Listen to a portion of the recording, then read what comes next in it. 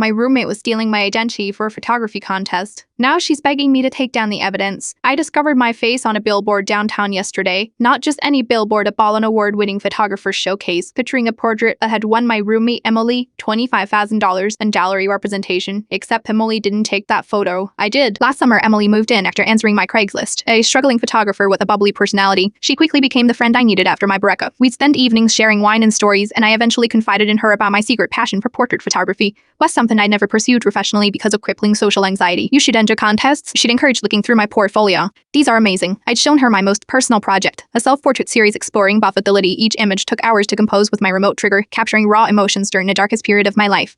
Well, Emily suggested backing up my portfolio to her cloud storage in case something happens to your laptop. I thought she was being thoughtful.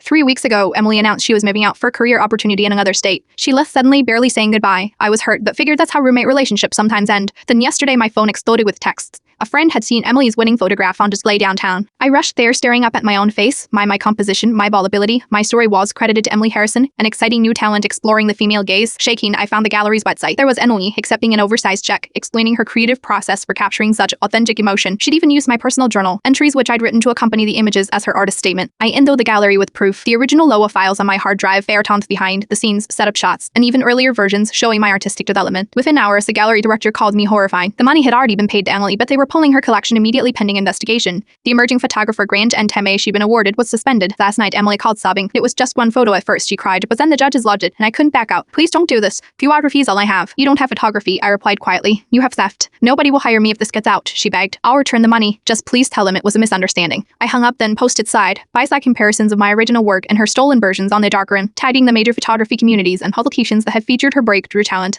This morning, 3 other photographers reached out. Thus, Emily had stolen their work too. The gallery is now planning a new exhibition, Risi Ariam, featuring our original works and the stories behind them. Emily's final text came an hour ago. You've ruined my life. I thought we were friends. I replied with a photo of myself sitting beside the gallery director signing my first legitimate contract. Sometimes your work finds its audience in the strangest ways, Alice, and sometimes the people who tried to bury you don't realize you are a seed.